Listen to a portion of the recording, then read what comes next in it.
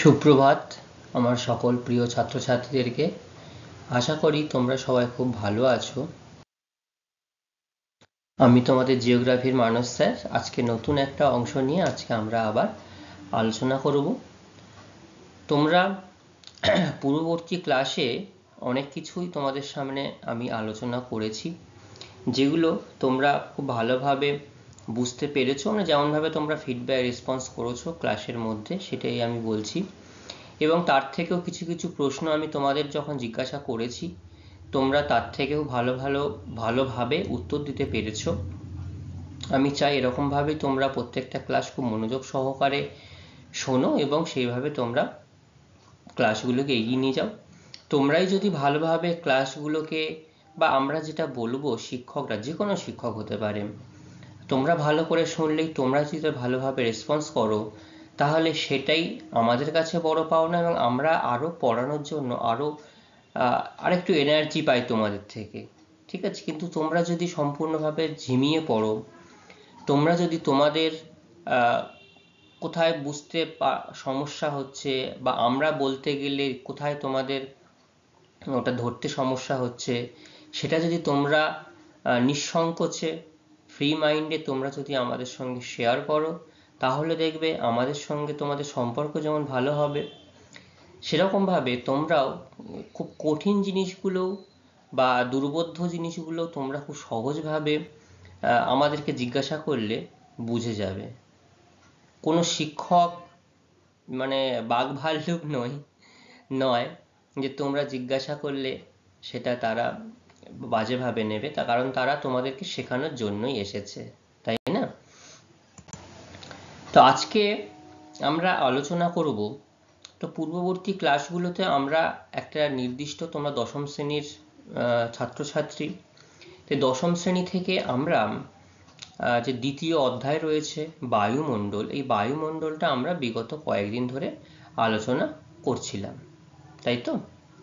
সেখান থেকে কিছুটা অংশ আমাদের হয়েছে। পূর্বের ক্লাসে আমরা জেনেছি যে বায়ুমণ্ডলের বা বায়ুর তাপমাত্রা কিভাবে মাপা হয়, লঘিষ্ঠ থার্মোমিটার, গরিষ্ঠ থার্মোমিটার, এবং একটা নির্দিষ্ট দিনের দৈনিক গড় উষ্ণতা কিভাবে নির্ণয় করতে হয়, উষ্ণতার প্রসার নির্ণয় করতে হয়, এবং শুধু দৈনিক গড় উষ্ণতাই নয়, এর সাথে সাথে তোমরা বার্ষিক গড় উষ্ণতা, মাসিক গড় উষ্ণতা সবটুকুই তোমরা নির্দিষ্টভাবে জেনেছো। ঠিক আছে? আজকে আমরা, এবং পূর্বের ক্লাসে আমরা জাস্ট একটা অংশ শুরু করেছিলাম, কিন্তু সময়ের অভাবে সেটা আমরা সম্পূর্ণ করতে পারিনি। বেশ বড় একটা অংশ ছিল প্রশ্নটা। সেটা হচ্ছে বায়ুমণ্ডলের উষ্ণতার তারতম্যের কারণগুলো, তাই না? পূর্বে ক্লাসে আমরা কটা অংশ আলোচনা করেছিলাম এই বায়ুমণ্ডলের উষ্ণ তারতম্যের কারণসমূহকে? দুটো অংশ আলোচনা করেছিলাম। কি কি ছিল সেটা? একটা ছিল অক্ষাংশ, আর একটা হচ্ছে উচ্চতা। মনে পড়ছে এবার? এই ছবিটাও আমি আগের দিন তোমাদেরকে দেখিয়েছিলাম, আজকে আবার ছবিটা আমি তোমাদের সামনে রেখেছি। প্রথমে বলা হচ্ছে যে অক্ষাংশ, উচ্চতা, তাহলে এই দুটি অংশ আমরা পূর্বের ক্লাসে আলোচনা করে নিয়েছি। তো এখানে অক্ষাংশ হিসাবে কি ছিল আমাদের? যে সূর্যরশ্মি পৃথিবীর বা ভূপৃষ্ঠে যেখানে যেমনভাবে পড়বে, অর্থাৎ যেখানে লম্বভাবে পড়ছে এবং যেখানটাতে তির্যকভাবে পড়ছে, সেখানে সেই রকমভাবেই বায়ুমণ্ডল বা ভূপৃষ্ঠের তাপমাত্রা আমরা লক্ষ্য করতে পেরেছি, তাই তো? আর উচ্চতা তো বেশ কয়েকদিন ধরেই আমরা আলোচনা করছি যে প্রতি 1 কিলোমিটার উচ্চতায় 6.4 ডিগ্রি হারে সেন্টিগ্রেডের উষ্ণতা হ্রাস পায়। যে কারণে আগের দিন আমরা একটা প্রশ্ন পড়েছিলাম যে পর্বতের উপরিভাগ কেন বরফে ঢাকা থাকে, পড়েছিলাম তো। দেখো, তার একটা ছবিও আমি দিয়েছি। যত আমরা উচ্চতা বাড়ছি সি লেভেল থেকে বা সমুদ্র পৃষ্ঠ থেকে, উচ্চতা বাড়ার সাথে সাথে দেখো তাপমাত্রাও কিন্তু ধীরে ধীরে কমে যাচ্ছে। তো এই একই প্রশ্নের একই অংশের বাদবাকি যে কারণগুলো রয়েছে, মোট কারণ আছে 12টি।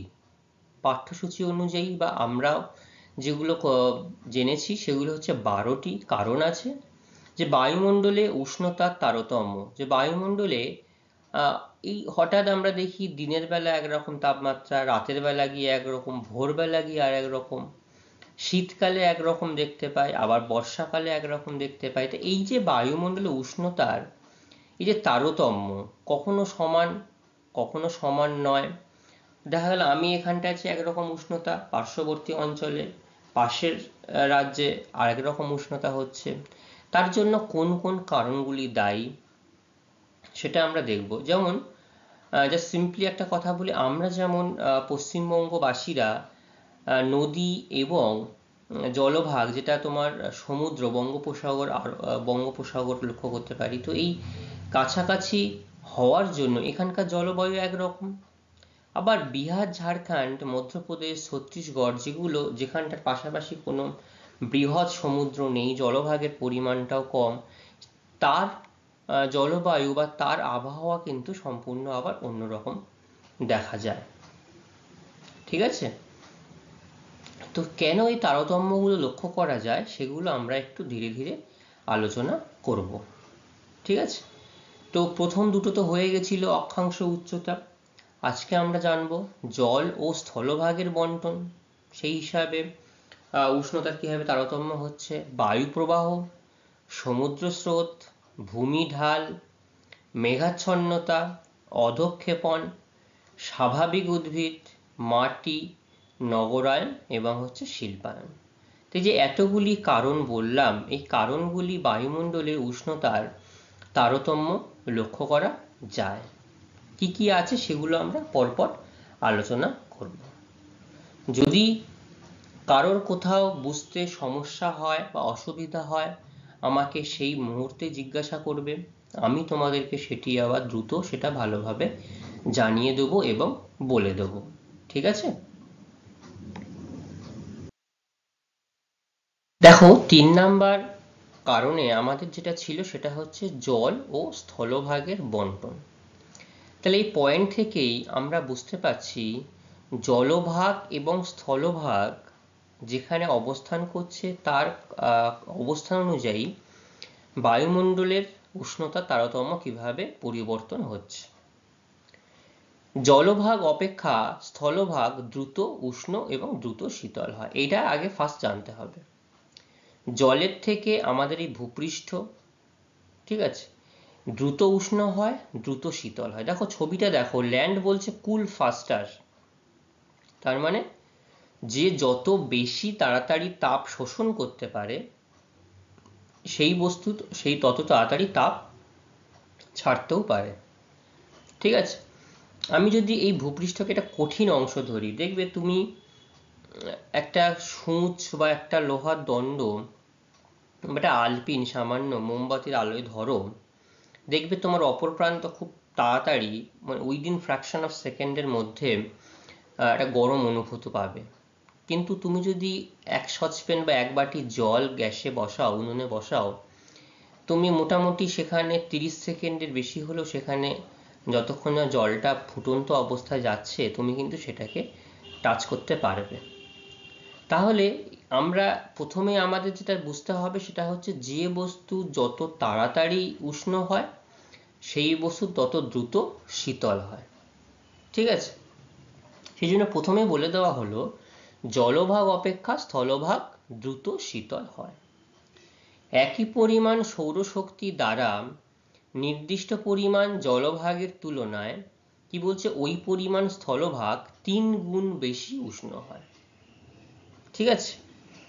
এই জন্য কি হয়, অক্ষাংশগত অবস্থানের জন্য মহাদেশীয় অঞ্চলে গ্রীষ্মকাল বা দিন বেশি উষ্ণ, যে মহাদেশের অভ্যন্তরের যে অংশগুলো, তাহলে যেহেতু ভূপৃষ্ঠ সংলগ্ন অঞ্চল খুব দ্রুত উত্তপ্ত হচ্ছে, এই জন্য দিনের বেলা বেশি উষ্ণ হয়, শীতকাল বা রাত বেশি শীতল হয়, কারণ শীত তখন কি হচ্ছে, তাড়াতাড়ি তাপ বিকিরণ করে দিচ্ছে, সেই জন্য এই অংশ চরম ভাবাপন্ন লক্ষ্য করা যায়। দিনের বেলা যেমন উষ্ণতা বেশি, মানে দিনের বেলা বা গ্রীষ্মকালে যেমন উষ্ণতা বেশি, আবার শীতকালে রাত বেশি বলে শীতল হয়, ঠান্ডাও বেশি, গরমও বেশি, ঠান্ডাও বেশি। ঠিক আছে? দেখবে ভারতবর্ষের মধ্যপ্রান্তের যে রাজ্যগুলো, মূলত একই ধরনের জলবায়ু কিছু লক্ষ্য করা যায়। তোমার মধ্যপ্রদেশ, ছত্তিশগড় এইসব অংশে যেমন গরম গ্রীষ্মকালে বা দিনের বেলা, আবার শীতকালে বা রাতের বেলা ঠিক ততোধিকই ঠান্ডা লক্ষ্য করা। এটাকে চরম ভাবাপন্ন অবস্থা বলে, অর্থাৎ যেখানে গরম এবং ঠান্ডা দুটোই অত্যাধিক বেশি। ঠিক আছে। সমভাবাপন্ন কোথায় বলে? উপকূল অঞ্চল। উপকূল অঞ্চল, আমরা উপকূল অঞ্চলে বসবাস করি। এই উপকূল অঞ্চলে ঠান্ডা এবং গরমের তীব্রতা যথেষ্ট কম, অর্থাৎ ঠান্ডাও যেমন একটা তুলনামূলকভাবে একটা গরম যেমন তার সঙ্গে একটা তারতম্য হিসাবে সামঞ্জস্য রেখে পড়ে। মানে দেখা গেল যে আমার এখানে গরম পড়লো, যদি খুব গরম হয় সেই গরমের সময় আমার এখানে তাপমাত্রা দেখতে পাই আমরা 22, 24, 30, এবং শীতকালে সেটা দাঁড়িয়ে গেল হয়তো 10, 12 এরকম দাঁড়ায়। কিন্তু যেখানে চরম ভাবাপন্ন সেখানটা শীতকালে তাপমাত্রা তোমার 4 ডিগ্রি, 5 ডিগ্রি, 3 ডিগ্রি হতে পারে। আবার গ্রীষ্মকালে সেটাই চলে যাবে তোমার প্রায় 35 ডিগ্রি অ্যাভারেজ। সেই জন্য এটাই হচ্ছে চরম ভাবাপন্ন সমভাবাপন্নের মধ্যে তুলনা। উদাহরণ হিসাবে পশ্চিমবঙ্গের তুলনায় মধ্যপ্রদেশ, যেটা আমি বারবার উদাহরণস্বরূপ বলছিলাম, পশ্চিমবঙ্গের তুলনায় মধ্যপ্রদেশ এবং পুরীর তুলনায় নাগপুর কিন্তু বেশি চরম ভাবাপন্ন। তার মানে মধ্যপ্রদেশ এবং নাগপুর যদি চরম ভাবাপন্ন হয়, তাহলে পশ্চিমবঙ্গ কেমন টাইপের জলবায়ু হবে? সমভাবাপন্ন জলবায়ু হবে। ঠিক আছে। তাহলে তোমরা ছবি দেখে সেটা বুঝতে পারলে যে কেন জল ও স্থলভাগের বন্টনের জন্য উষ্ণতা তারতম্য লক্ষ্য করা যাচ্ছে।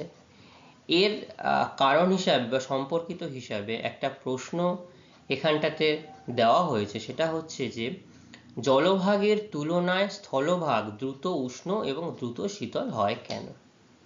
তাহলে প্রথমেই আমরা বলবো যে জলভাগ অপেক্ষা স্থলভাগ দ্রুত উষ্ণ এবং দ্রুত শীতল হয়। তো কি হয়, পরিচলন যে স্রোত, পরিচলন কাণ্ডের জন্য আমরা যখন বায়ুর বিভিন্ন তারতম্য পড়েছিলাম, যে বায়ু কি কি পদ্ধতিতে উষ্ণ হয়, সেখানে আমরা এই পরিচলন, বিকিরণ, এই কারণগুলো পড়েছিলাম। তো কি হয়, পরিচলন পদ্ধতির জন্য জলরাশির ওপরে যে জল, মানে ধরো তুমি একটা পাত্রে জল বসিয়েছো, তাপ হচ্ছে, আমি ছোট্ট করে অংশটা বোঝাচ্ছি। দেখবে প্রথমে নিচের অংশটা কি হয়, যেখানে তাপ লাগছে নিচের অংশটা গরম হচ্ছে, ওটাকে পরিচলন, ওইটা উপরে উঠে আসে আর ঠান্ডাটা নিচের দিকে চলে যায়। আর ঠিক সমুদ্রের বা নদীতে কি হয়, যেহেতু তাপটা উপর থেকে পড়ে, তাহলে ব্যাপারটা একটু উল্টো হয়। উপরে জলরাশি যখনই সূর্যের তাপের জন্য গরম হয়ে যাচ্ছে, সেই গরম হওয়া জলটা কি হচ্ছে, নিচের দিকে চলে যাচ্ছে, গভীরে চলে যাচ্ছে। কিন্তু অস্বচ্ছ কঠিন ভাগে এই পরিচলন স্রোত কিন্তু লক্ষ্য করা যায় না, এবং সেখানে শুধুমাত্র ভূপৃষ্ঠ সংলগ্ন স্থান গরম হচ্ছে এবং তার জন্য বায়ুমণ্ডল গরম হচ্ছে। তাহলে এরকম ভাবে তাপ সঞ্চিত বায়ুকে এরকম ভাবে গরম করে। ঠিক আছে। তাপগ্রহিতা কি হচ্ছে, জল অপেক্ষা স্থলের তাপগ্রহিতা কম।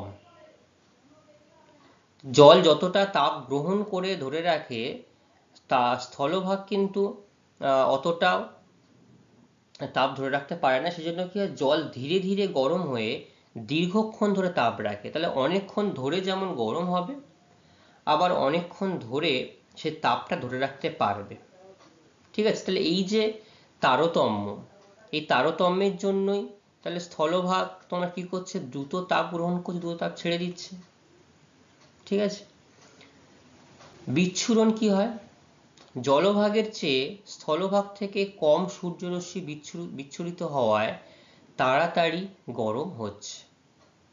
কারণ জলভাগে যে পরিমাণ সূর্যরশ্মি পড়ে, সেই পরিমাণ সূর্যরশ্মি সবটা গ্রহণ করতে কিছু মানে বিচ্ছুরিত হয়ে যাচ্ছে, কিন্তু স্থলভাগে সেটা পড়ছে এবং দ্রুত উষ্ণ হয়ে যাচ্ছে, তাড়াতাড়ি গরম হচ্ছে এই ভূত্বক। ঠিক আছে।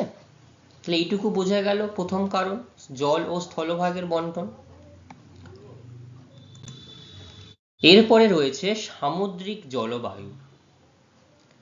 ঠিক আছে।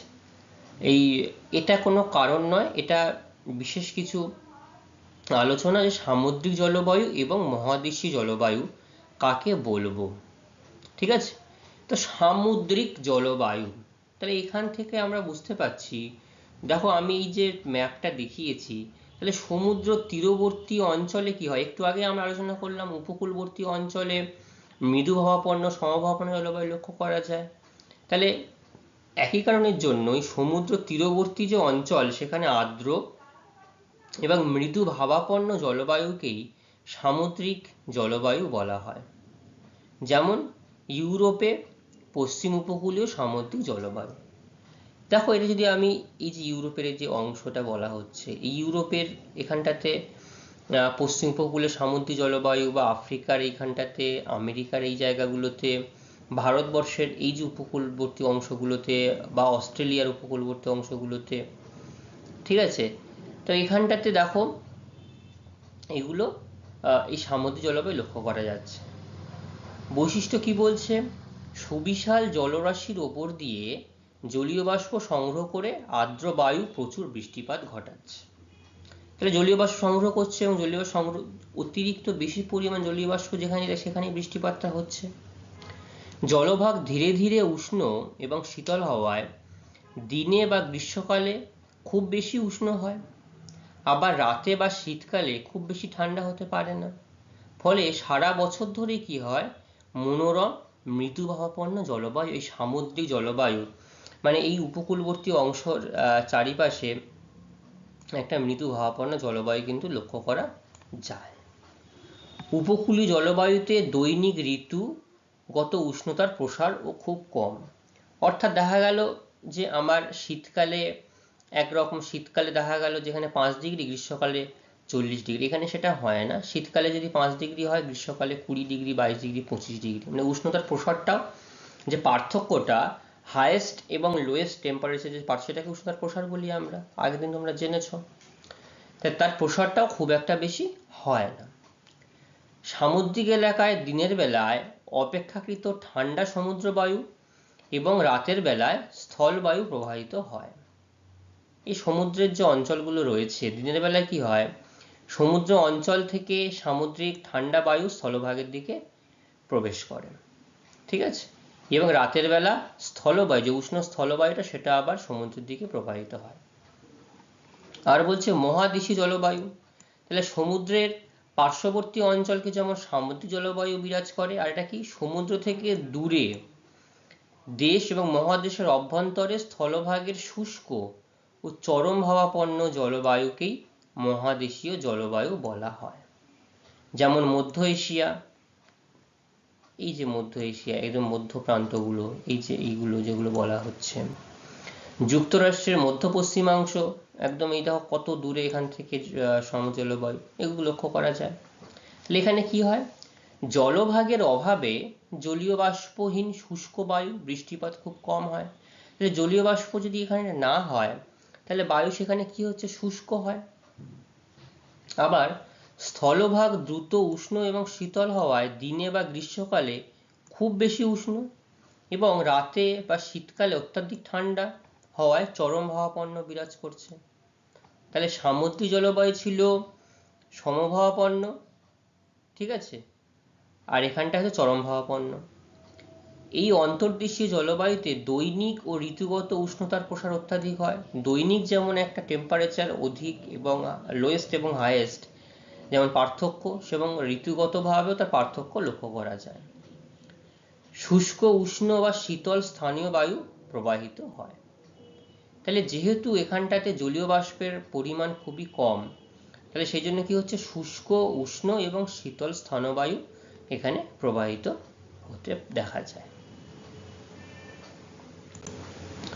এরপরের যে কারণ, 4 নম্বর যে কারণ, সেটা হচ্ছে বায়ু প্রবাহ। কি আছে এই বায়ু প্রবাহ? এই বায়ু প্রবাহ কিভাবে উষ্ণতার পরিবর্তন ঘটায়? দেখেন, নানা ধরনের উষ্ণ এবং শীতল বায়ু প্রবাহ ভূপৃষ্ঠের বিভিন্ন অংশের উষ্ণতার ব্যাপক পরিবর্তন ঘটায়, ঠিক আছে। এই ছবিগুলো দেখো, এর সাথে সাথে ডে টাইমে দেখো, কুল এয়ার অর্থাৎ জলভাগ থেকে ঠান্ডা বাতাস স্থলভাগের দিকে যাচ্ছে, গিয়ে আমাদের স্থলভাগটাকে ঠান্ডা করছে। আবার যে গরম হাওয়া, এখানে যে শূন্যস্থান পূরণ হচ্ছে, এই গরম হাওয়াটা চলে যাচ্ছে আবার জলভাগের দিকে। ঠিক আছে, আবার রাত্রিবেলা ঠিক তার উল্টোটা হচ্ছে। রাত্রিবেলা যেহেতু জলভাগ অপেক্ষা স্থলভাগ খুব তাড়াতাড়ি তার তাপ বিকিরণ করে ঠান্ডা হয়ে যাচ্ছে, সেজন্য কি হচ্ছে, স্থলভাগের থেকে যে ঠান্ডা বাতাসটা চলে যাচ্ছে জলভাগের দিকে। আর তখনও যেহেতু গরম রয়েছে, তাই সেই উষ্ণ বায়ুটা আবার চলে আসছে স্থলভাগের দিকে। তাহলে এরকম ভাবে তাহলে যে অংশে ঠান্ডা বায়ু যাবে, তাহলে সেখানটাতেই তোমার সেই পরিবেশটা ঠান্ডা হবে। কি বলা হচ্ছে উদাহরণস্বরূপ হিসাবে, উষ্ণ লু আমরা জানি যেটা গরম বাতাস গ্রীষ্মকালে প্রবাহিত হয়, গ্রীষ্মে উত্তর পশ্চিম ভারতে তাপপ্রবাহ ঘটায়, গরম বাতাস, শুষ্ক গরম বাতাস। এছাড়াও ফন, চিনুক এরা কি করে, শীতকালে আল্পস রকি পার্বত্য অঞ্চলে গিয়ে উষ্ণতা বৃদ্ধি করে। ঠিক আছে, 2 নম্বর কি রয়েছে, দক্ষিণ পশ্চিম মৌসুমী বায়ু জুন মাসে ভারতীয় উপমহাদেশে 10 ডিগ্রি সেন্টিগ্রেড উষ্ণতা হ্রাস করে। দক্ষিণ পশ্চিম যে মৌসুমী বায়ু জুন মাসে যখন ভারতবর্ষে প্রবেশ করে, অর্থাৎ তোমরা জানো যখন বৈশাখ জ্যৈষ্ঠ মাসে গ্রীষ্মের প্রচণ্ড দাবদাহ এবং সেখানে প্রত্যেক দিন আমরা গরমে হাঁসফাঁস করি, শুধু তখন আমাদের মনে হয় কখন বর্ষাকাল আসবে, মৌসুমী বায়ু ভারতবর্ষে প্রবেশ করবে। এবং আমরা এখানে বসবাস করছি, দেখবে গড় তাপমাত্রা প্রায় প্রত্যেক দিনই 35 ডিগ্রি, 36 ডিগ্রি, 33 ডিগ্রি, 37 ডিগ্রি এরকম তাপমাত্রা লক্ষ্য করতে পারি। কিন্তু যখনই বর্ষাকালটা আসে, তাপমাত্রা বেশ খানিকটা এক ধাক্কায় প্রায় 10 ডিগ্রি সেন্টিগ্রেডের কাছাকাছি উষ্ণতা হ্রাস করে। ঠিক আছে, আর কি বলছে, শীতল মেরুবায়ু মধ্য আমেরিকায় শীতকালে তীব্র শৈত্যপ্রবাহ সৃষ্টি করে। যে শীতল মেরুবায়ু রয়েছে, মেরুবায়ু কি করে, মধ্য আমেরিকায় তীব্র শৈত্যপ্রবাহ দেখা যায়। শুষ্ক উষ্ণ এবং শুষ্ক আয়ন বায়ু সাহারা আরব মরুভূমিতে চরমভাবাপন্ন অবস্থা সৃষ্টি করে। ঠিক আছে, তাহলে এই যে বিভিন্ন বায়ুর জন্য কি হয়, বিভিন্ন জায়গায় মরুভূমিতেও চরমভাবাপন্ন, অর্থাৎ দিনের বেলা প্রচণ্ড তাপমাত্রা বেশি, আবার রাতের বেলায় ওইখানটাতেই তাপমাত্রা তাতে বিকিরণ হওয়ার জন্য সেখানে তাপমাত্রা আবার অনেকটা কমে যায়, চরমভাবাপন্ন অবস্থা লক্ষ্য করা যায়। এটা হচ্ছে বায়ু প্রবাহের জন্য উষ্ণতা তারতম্য। ঠিক আছে, এবার বলা হচ্ছে সমুদ্র স্রোত কি? সমুদ্র স্রোত হচ্ছে যে সমুদ্রের উপকূলবর্তী যে অঞ্চলগুলোতে সমুদ্রের উপরিভাগে জলরাশির একটা অংশ থেকে আরেকটা অংশে যে চলে যাচ্ছে, সেটাকে আমরা স্রোত বলছি, ওশান কারেন্ট বলছি। এখানটা উদাহরণ আমি বলবো, তার আগে তোমরা দেখে নাও কোল্ড আর হট। তার মানে এটা হচ্ছে শীতল স্রোত, নীল রঙে দেখানো শীতল স্রোত, লাল রঙে যেটা দেখানো সেটা হচ্ছে উষ্ণ স্রোত। এটাও বায়ু প্রবাহের মতো। কি বলছে, উপকূলের অদূরে উষ্ণ বা শীতল স্রোত, সমুদ্র স্রোত উপকূলের জলবায়ুকে দারুণভাবে নিয়ন্ত্রণ করে। দেখা গেল এই স্রোতের জন্য উপকূলীয় বিভিন্ন অংশ, যে অংশ এই স্রোতের জন্যই কিন্তু তার তাপমাত্রা অনেকাংশে শীতল গেলে শীতল জলবায়ু লক্ষ্য করা যায় আবহাওয়া, আর উষ্ণ স্রোত গেলে উষ্ণ জলবায়ু লক্ষ্য করা যায়। ঠিক আছে, উদাহরণস্বরূপ কি বলছে, উচ্চ অক্ষাংশে অবস্থিত হলেও উষ্ণ উত্তর, কি স্রোত বলছে, উত্তর আটলান্টিক স্রোতের প্রভাবে ব্রিটিশ দ্বীপপুঞ্জ, এটা হচ্ছে ব্রিটিশ দ্বীপপুঞ্জ এই জায়গাটা। ঠিক আছে, ব্রিটিশ দ্বীপপুঞ্জ, নরওয়ে, এই যে নরওয়ে গান বলছে, উপকূল উত্তর সাগর শীতকালে বরফাবৃত হয় না। এই যে দেখো নরওয়ে গান, এই যে উষ্ণ স্রোত যাচ্ছে এই যে ব্রিটিশ দ্বীপপুঞ্জের কাছাকাছি অংশ জুড়ে যাওয়ার জন্য কি হচ্ছে, এখানটা এই উষ্ণ স্রোতের জন্য এখানে কিন্তু বরফ সেভাবে লক্ষ্য করা যাচ্ছে না শীতকালে। এখানে তাপমাত্রা মানে উষ্ণ তাপমাত্রা এখানে লক্ষ্য করা যায়। কিন্তু এই সংলগ্ন বাল্টিক সাগর রয়েছে, বাল্টিক সাগর কিন্তু সম্পূর্ণ বরফাচ্ছন্ন হয়। কিন্তু স্রোতের প্রভাবে এই নরওয়েগামী যে স্রোত, সমুদ্র স্রোত, তার প্রভাবে ব্রিটিশ দ্বীপপুঞ্জের কাছাকাছি অঞ্চল উষ্ণ আবহাওয়া বিরাজ করতে দেখা যায়। ঠিক আছে, 2 নম্বর, শীতল লাব্রাডর স্রোতের জন্য উচ্চ অক্ষাংশের কানাডার উত্তর পশ্চিম উপকূল জমাটবদ্ধ হয়। ঠিক আছে, তাহলে এইখানটায় হচ্ছে এই যে আমাদের কানাডা, এই দেখো লাব্রাডর লেখা রয়েছে, লাব্রাডর স্রোত। লাব্রাডর স্রোতের জন্য উচ্চ অক্ষাংশের কানাডার উত্তর পশ্চিম উপকূল জমাটবদ্ধ হয়, এই জায়গাগুলো স্রোতের জন্য এখানে জমাটবদ্ধ হয়। 3 নম্বর, নিম্ন অক্ষাংশে যেগুলো পেরু, এই যে পেরু দেখো, পেরু উপকূল শীতল হাম্বোল্ট স্রোত। ঠিক আছে, পেরু উপকূলের হাম্বোল্ট স্রোত, দক্ষিণ আফ্রিকা উপকূলে ঠান্ডা ব্যাঙ্গুয়েলা স্রোত, এই যে ব্যাঙ্গুয়েলা স্রোত। ঠিক আছে, ঠান্ডা ব্যাঙ্গুয়েলা স্রোত। আর পেরু উপকূলের এই যে এখানটায় হাম্বোল্ট স্রোত যেটা লক্ষ্য করা যাচ্ছে, এদের জন্য কি হয়, সারা বছর এই উপকূলীয় অংশ সারা বছর মৃদু ভাবাপন্ন লক্ষ্য করা যায়। ঠিক আছে, তাহলে সমুদ্র স্রোতও কিন্তু আমাদের বিভিন্ন অঞ্চল ভেদে যে বায়ুমণ্ডলে উষ্ণতা তারতম্য, সেটাও কিন্তু একই রকম ভাবে লক্ষ্য করা যায়। ঠিক আছে, ভূমি ঢাল কিভাবে এই আমাদের উষ্ণতাটাকে কিভাবে নিয়ন্ত্রণ করছে। তাহলে ভূমি ঢাল তোমরা জানো, বা মোটামুটি একটা আইডিয়া তোমাদের আছে যে যে অংশের ঢাল বা যে অংশ সূর্যের সামনাসামনি থাকবে, সূর্যের দিকে মুখ করে থাকবে, সেই অংশে তাপ যেমন পড়বে, আলো পড়ছে, সে অংশ উষ্ণতা শোষণ করে নিচ্ছে। আর সূর্যের বিপরীত দিকের যে ঢাল, ঠিক আছে, মানে বা একটা পাহাড়ের বিপরীত দিকের যে ঢাল, যে ঢালে সূর্যের রশ্মি সেইভাবে পড়ছে না এবং অপেক্ষিত ঠান্ডা হচ্ছে। ঠিক আছে, তার জন্য কি হচ্ছে, তাহলে ওই উত্তর গোলার্ধের পর্বতের উত্তর ঢাল অপেক্ষা দক্ষিণ ঢালে অধিক সূর্যকিরণের জন্য উষ্ণতা বেশি। তাহলে যেটা যদি আমি দেখি যে এই দিকের ঢাল, তাহলে এই দিকে উষ্ণতা বেশি বলে কি হয়, এখানটায় কিন্তু কৃষিকাজ এবং কিছু বসতি এখানে লক্ষ্য করা যায়, সাউথ ফেসিং স্লোপ যেটা বলা হচ্ছে দক্ষিণ ঢালে। ঠিক আছে, ফলে কৃষিকাজ গড়ে উঠছে। উদাহরণস্বরূপ কি বলছে, আল্পস পর্বতে সূর্যালোকিত পর্বতগাত্রে ফরাসি ভাষায় একে অ্যাড্রেট বলা হয়, এটাকে বলা হচ্ছে অ্যাড্রেট। ঠিক আছে, আর যেখানটায় উষ্ণতা পাচ্ছে না সেটাকে বলা হচ্ছে উবেক। ঠিক আছে, তাহলে উষ্ণতার জন্য হিমালয়ের দক্ষিণ ঢালে হিমরেখা উত্তর ঢাল অপেক্ষা অনেক উঁচুতে লক্ষ্য করা যায়, এবং পাহাড়ের তীব্র ঢাল অপেক্ষা মৃদু ঢালে উষ্ণতা কিন্তু বেশি হয়।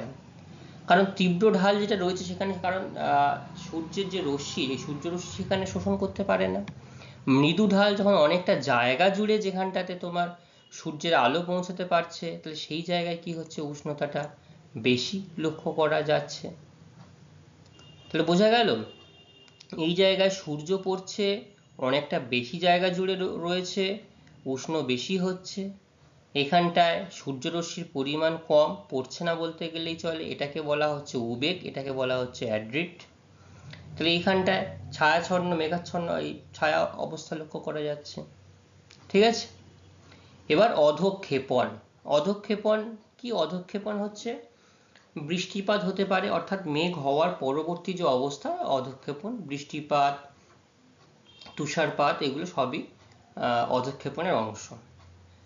তো কি হয়, অধঃক্ষেপণে বৃষ্টির জলকণা বেশ কিছু তাপ শোষণ করে উষ্ণতা হ্রাস করে।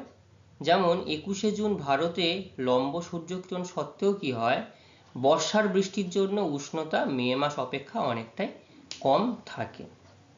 কারণ গ্রীষ্মকাল অপেক্ষা বর্ষাকালে আমাদের ভারতবর্ষ তথা পশ্চিমবঙ্গের উষ্ণতা বেশ খানিকটা কম থাকে। কেননা সেই জন্য এখানটায় জলীয় বাষ্প ধারণ করছে, জলীয় ধারণ করে উপরে উঠে যাচ্ছে, এটা শীতল হয়ে আমাদের এখানে কি হচ্ছে, বৃষ্টিপাত ঘটাচ্ছে এবং তাপ শোষণ করে নিয়ে এখানকার তাপমাত্রা খানিকটা হলেও কমিয়ে দিচ্ছে। ঠিক আছে, তুহিন, তুষারপাত, শিশির বায়ুর উষ্ণতা হ্রাস করে। যেখানে তুহিন পড়বে মানে তুষারপাত হবে, শিশির পড়বে, সেখানে কিন্তু বায়ুর উষ্ণতা কিছু পরিমাণ হ্রাস হয়। ঠিক আছে, তাহলে এই গেল ভূমিঢাল আর অধঃক্ষেপণ। কটা কারণ আমি বলেছিলাম? 12টি কারণ বলেছিলাম। 7 অবধি আমরা পড়েছি, আর রয়েছে প্রধান 5টি কারণ। কি কি রয়েছে সেগুলো এবার দেখছি আরো।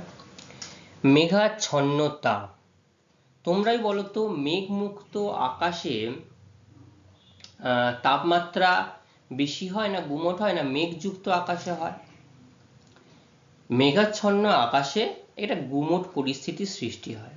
কেন সৃষ্টি হয় মেঘযুক্ত আকাশে? হ্যাঁ বলো।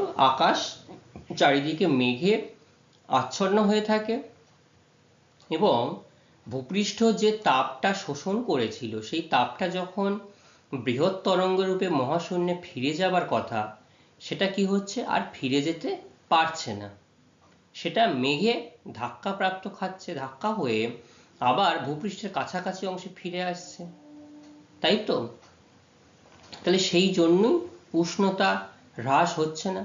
তাহলে আর যদি মেঘ মুক্ত আকাশ থাকে, মেঘ যদি একদম না থাকে, তাহলে ভূপৃষ্ঠ যে পরিমাণ তাপ শোষণ করেছিল সেই পরিমাণ তাপ কি করবে? বিকিরিত হয়ে ফিরে যাবে মহাশূন্যে, তাই তো নাকি? তাহলে সেই জন্যই বলা হয় স্বচ্ছ আকাশ হলে উষ্ণতার পরিমাণ কম হয় বা হ্রাস হয়। মেঘমুক্ত অবস্থায়, যেটা আমি বললাম সেটাই বলছে, মেঘমুক্ত অবস্থায় দিনের বেলার কথা বলছে, সৌরশক্তির আগমন বাড়ে এবং বিকিরণ হার বৃদ্ধি পেয়ে উষ্ণতাও বাড়ে। দেখো এই ছবিটা দেখো, দিনের বেলায় সূর্যের আলো পড়ছে, সব সূর্যের আলো ভূপৃষ্ঠে এসে পৌঁছাচ্ছে। রাতের বেলায় কি হচ্ছে এই ছবিটা দেখো, জলীয় বাষ্পের অভাবে দীর্ঘ তরঙ্গে বিকিরিত তাপ শোষণ হয় না, সহজে বিকীর্ণ তাপ মহাশূন্যে ফিরে গিয়ে উষ্ণতা হ্রাস পাচ্ছে, সব তাপ মহাশূন্যে ফিরে যাচ্ছে। এই জন্য মরু অঞ্চলে দিন ও রাতের উষ্ণতার ব্যাপক পার্থক্য ঘটে। কারণ মরু অঞ্চলে যেহেতু জলীয় বাষ্প বা মেঘের সেরকম অবস্থা লক্ষ্য করা যায় না, সেখানে দিনের বেলা যতটাই গরম, আবার রাতের বেলা খুব তাড়াতাড়ি বায়ু, যে বালি অংশ, বালিয়াড়ি খুব তাড়াতাড়ি তাপ বিকিরণ করে দেয়, হওয়ার জন্য সেই অঞ্চল আবার খুব দ্রুত ঠান্ডা হয়ে যায়।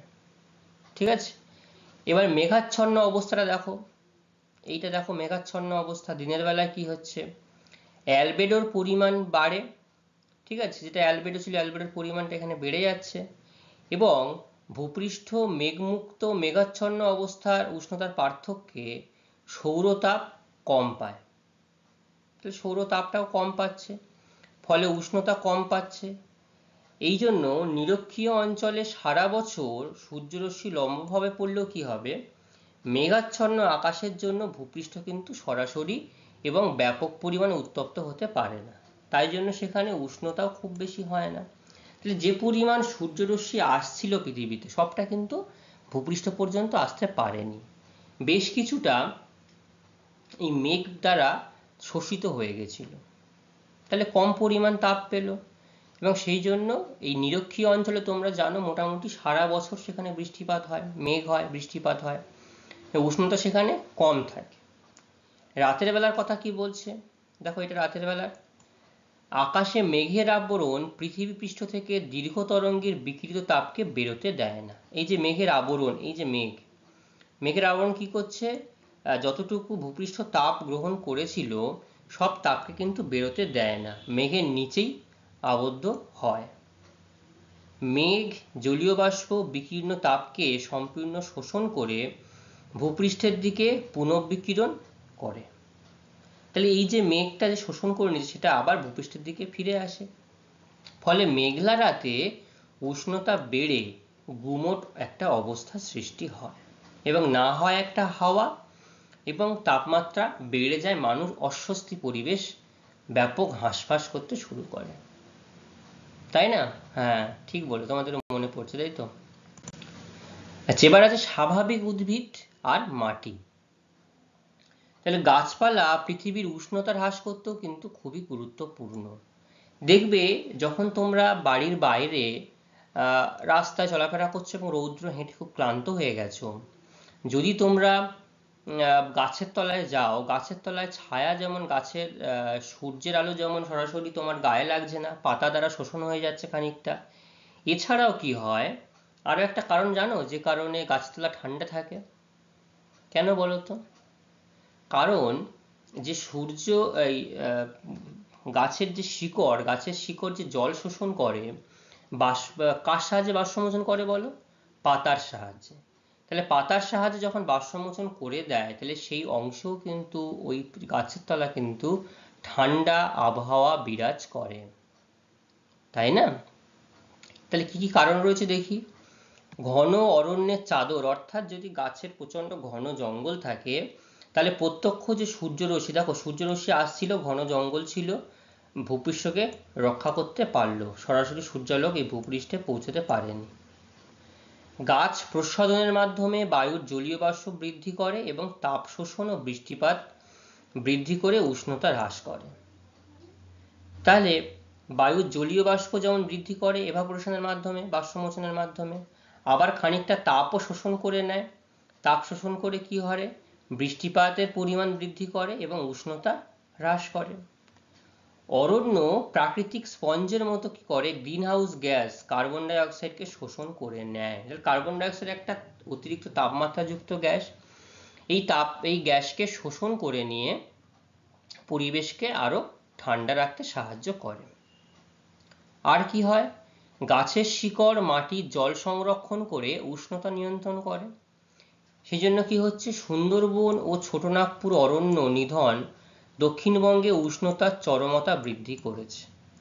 তাহলে এই যে বিভিন্ন জঙ্গলগুলো ছিল, সুন্দরবনের ম্যানগ্রোভ অরণ্য এবং ছোটনাগপুরের যে অরণ্য, সেখানে অতিরিক্ত পরিমাণে গাছপালা কেটে দেওয়ার জন্য কিন্তু সেই অংশে উষ্ণতার পরিমাণ কিন্তু ধীরে ধীরে বৃদ্ধি পাচ্ছে। শুধুমাত্র এই নির্দিষ্ট দুটি জায়গায় নয়, সারা দেশব্যাপী এবং সারা পৃথিবীব্যাপী বিভিন্ন কারণের জন্য গাছপালা ব্যাপক হারে কাটার জন্য কি হচ্ছে?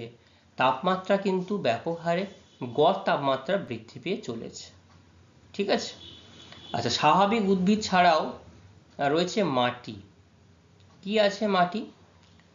মাটির বিভিন্ন তাপ গ্রহণ এবং বিকিরণ ক্ষমতাও বিভিন্ন জায়গায় উষ্ণতা তারতম্য ঘটাতে সাহায্য করে। স্বাভাবিকভাবে যেখানে বালি মাটি থাকবে সেখানে একরকম তাপমাত্রা গ্রহণ এবং বিকিরণ করার ক্ষমতা থাকবে, যেখানে পলি মাটি থাকবে সেখানে একরকম হবে। তা কোথায় কেমন, কোন মাটিতে কেমন তাপমাত্রা লক্ষ্য করা যায় দেখি একটু আমরা। নুড়ি, কাঁকর এবং বালিপূর্ণ মাটি দ্রুত তাপ শোষণ করে নেয়। তাহলে দ্রুত তাপ শোষণ করলে কি হবে? দ্রুত তাপ বিকিরণও করে দেবে। তাহলে বিকেলের পর থেকে যখন তাপ বিকিরণ করবে, তাহলে সেই নুড়ি কাঁকর যুক্ত অঞ্চল রাতের বেলা কি হবে? শীতল আবহাওয়া লক্ষ্য করা যাবে, তাই তো?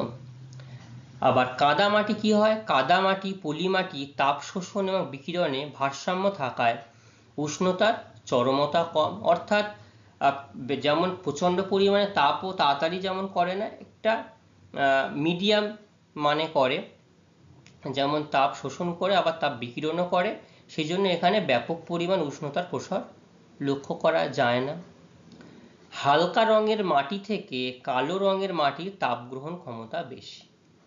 দেখো এই যে কালো মাটি হয়ে আছে, তাপ অতিরিক্ত বেশি গ্রহণ করার জন্য কি হয়েছে? মাটি খুব দ্রুত ফেটে গেছে, এবং শুধু এই জন্যই নয়, জলের অভাবের জন্য এটা হয়। শুষ্ক মাটির তুলনায় আর্দ্র মাটি উষ্ণতার পার্থক্য কম করে।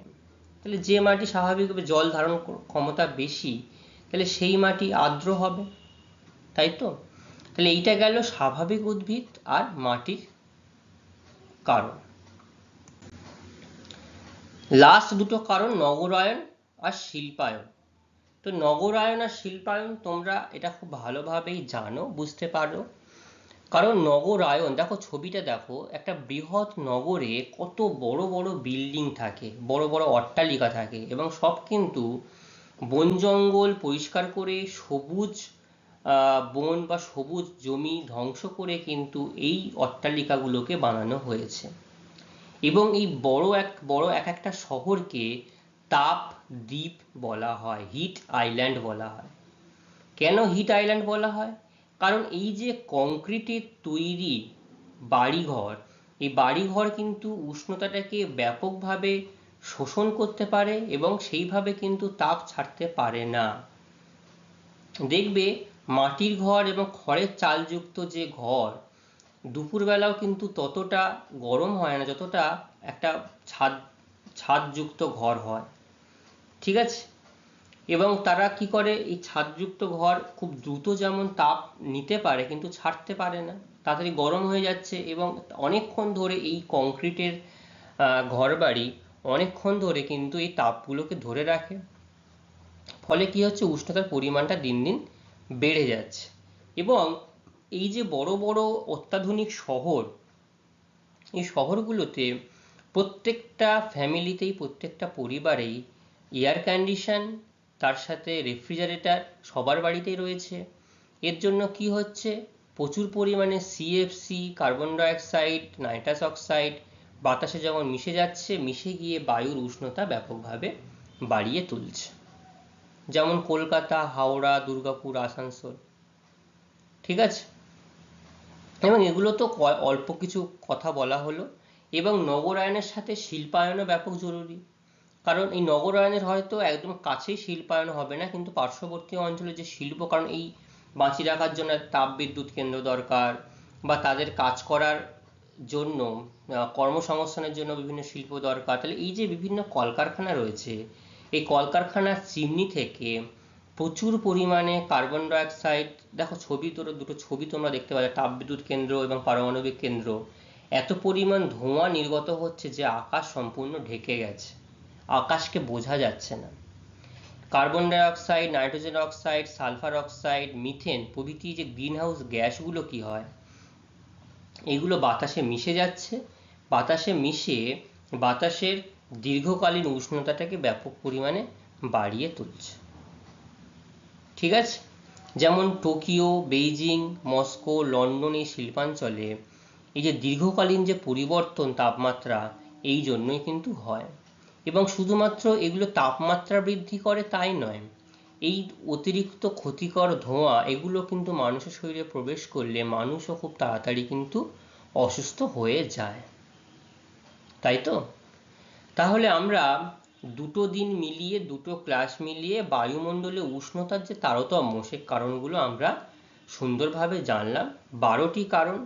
তোমাদের এখান থেকে প্রশ্ন আসতে পারে যে কোনো দুটি, যে কোনো তিনটি, বা আলাদাভাবে যদি বলে নগরায়ন বা শিল্পায়ন কেন উষ্ণতার তারতম্য ঘটাতে সাহায্য করে, বা মেঘাচ্ছন্নতা, অধঃক্ষেপণ, স্বাভাবিক উদ্ভিদ, মৃত্তিকা, ঢাল, সবই, ঠিক আছে।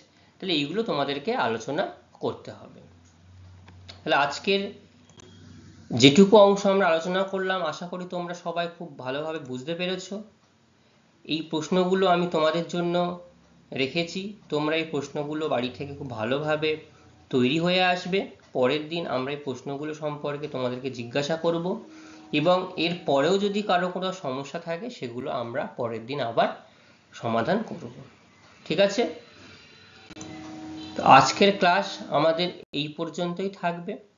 পরবর্তী ক্লাস আবার নতুন কোনো অংশ নিয়ে বা পরবর্তী অংশ নিয়ে আমরা আবার আলোচনা করব। সবাইকে থ্যাংক ইউ, ভালো থাকবে।